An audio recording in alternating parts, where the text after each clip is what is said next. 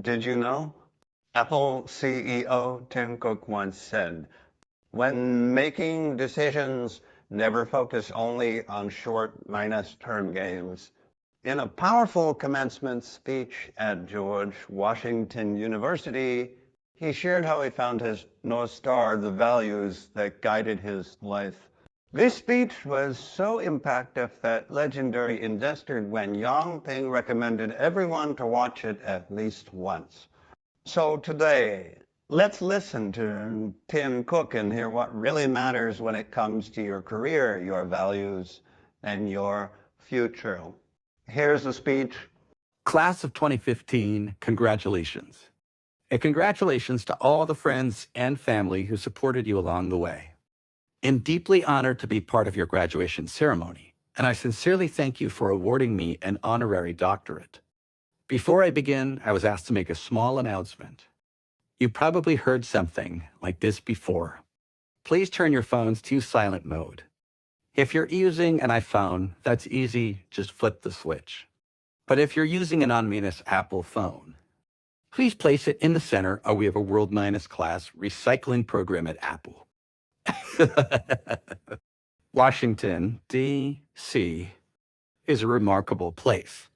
It's the heart of democracy, and for many of you, a reason you chose this university. It's also the city where people like Drive. Martin Luther King Jr. inspired a nation to dream of equality. It's where Ronald Reagan reminded Americans to believe in themselves. Let me take you back to my first visit here in the summer of 1977.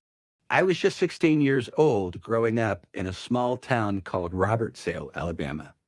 I had won an essay contest sponsored by a rural electric association.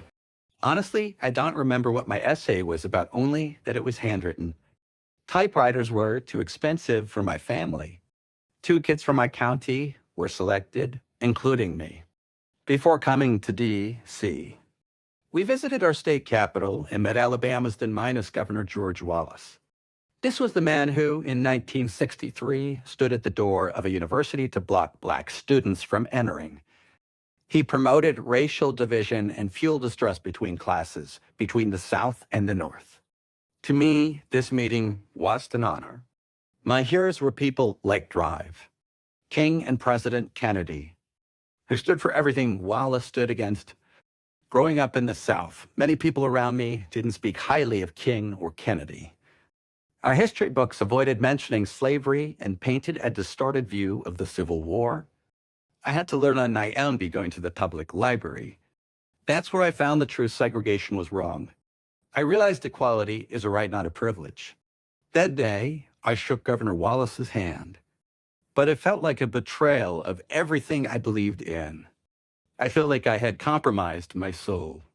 After that visit, we flew to Washington, my first flight ever, and my first time leaving the South. On June 15, 1977, I was one of 900 students who got to meet the new U.S. President Jimmy Carter. He welcomed us on the south lawn of the White House. When he learned I was from Baldwin County, he stopped to ask about the storm damage there. President Carter was kind, empathetic, and deeply human. He held the most powerful job in the world, but never lost his sense of humanity. In 1 week, I met 2 Southern governors from the same political party, both with power and charisma, but entirely different worldviews. One built his career on dividing people. The other believed every person matters and that all people should be treated equally. That experience forced me to reflect on my own values. Part of our beliefs come from our parents or our faith. But part of it you have to discover for yourself. And when you do, it becomes your North Star. Fast forward 20 years, I met someone who challenged all my assumptions in the best way possible, Steve Jobs. Steve had founded Apple, got pushed out, and returned when the company was in trouble. At that point, he didn't know HED spend the rest of his life turning Apple around. But he believed Apple could be even better than before, and he invited me to join. His vision? To turn powerful technology into tools that people could actually use. Tools that help them pursue their dreams and improve the world. Back then, I was a practical guy, an engineer with an MBA. Solving problems, optimizing systems, that was my world. But here was a man in his 40s, talking about changing the world. It was idealistic. And to be honest, I didn't quite get it. Yet something inside me resonated.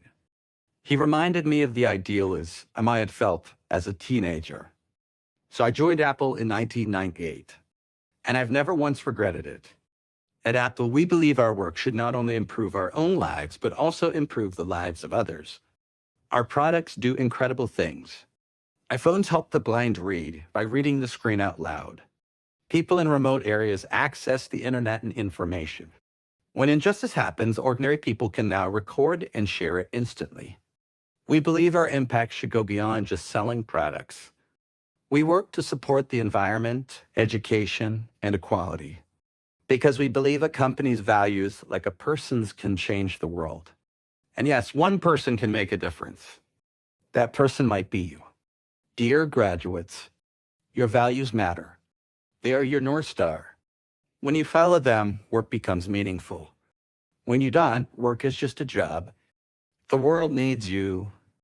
It needs bright minds like yours to lead in politics, business, tech, the arts, media, and academia. And in all these fields, you can choose to do well and do good. You don't have to pick one or the other anymore. Yes, life is hard. Yes, rent and food cost money.